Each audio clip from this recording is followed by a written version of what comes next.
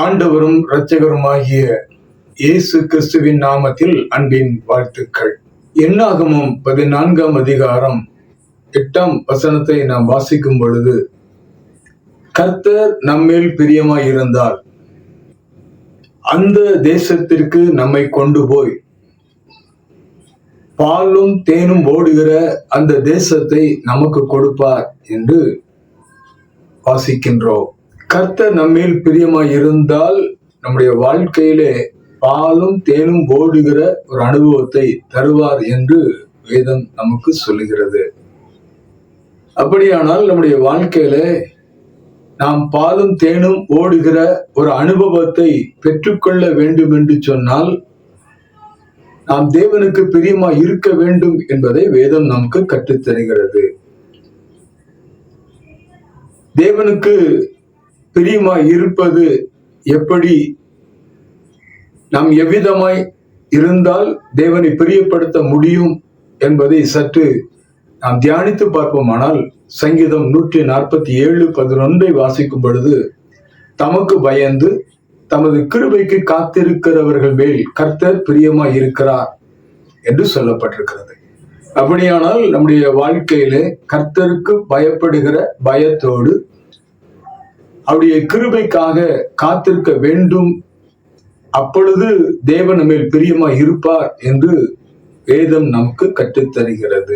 கர்த்தருக்கு பயப்படுகிற பயம், தீமையை வெறுப்பதே கர்த்தருக்கு பயப்படுகிற பயம் என்று நாம் நீதிமொழியின் புஸ்தகத்திலே நாம் வாசிக்கின்றோம். நாம் தீமையை விட்டு விலகின அனுபவத்தோடு தேவன் விரும்பாத காரியங்களை நாம் விட்டு விலகி அவருடைய கிருபைக்காக காத்திருக்க வேண்டும் என்று வேதத்திலே வாசிக்கின்றோம். கிருபைக்காக காத்திருத்தல் என்பது என் பலத்தை நம்பி அல்ல, என் பராக்கிரமத்தை நம்பி அல்ல, எனக்கு இருக்கிற பலத்தை நம்பி அல்ல, எனக்கு இருக்கிற நண்பர்கள் வட்டாரங்களை நம்பி அல்ல, என்னுடைய உறவுகள் அதிகமாய் இருப்பதை நம்பி அல்ல.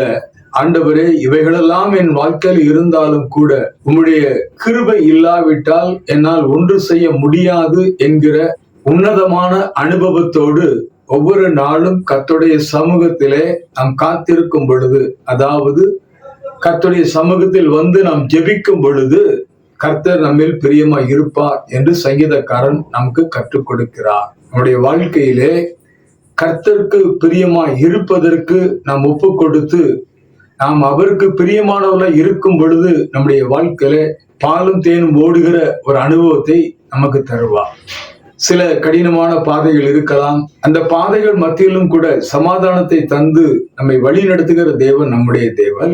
இந்த நாளிலே நம்முடைய வாழ்க்கையில பாலும் தேனும் ஓடுகிற அனுபவத்தை பெற்றுக்கொள்ளும்படியாக தேவன் நமக்காக வைத்திருக்கின்ற அந்த நன்மைகளை பெற்றுக்கொள்வதற்கு ஒவ்வொரு நாளும் அவருக்கு பிரியமான அனுபவத்தோடு இருந்து அவரை பிரியப்படுத்துகிறவர்களாய் இருந்து தேவன் நமக்கு வைத்திருக்கின்ற நன்மைகளை சுதந்திரித்துக் கொள்ளுவோம், பெற்றுக்கொள்வோம். கர்த்தருடைய நாமத்தை நாம் மகிமைப்படுத்துவோம். அன்பின் பரலோக தகப்பனே, மெய் துதிக்கிறோம், சோத்தரிக்கிறோம்.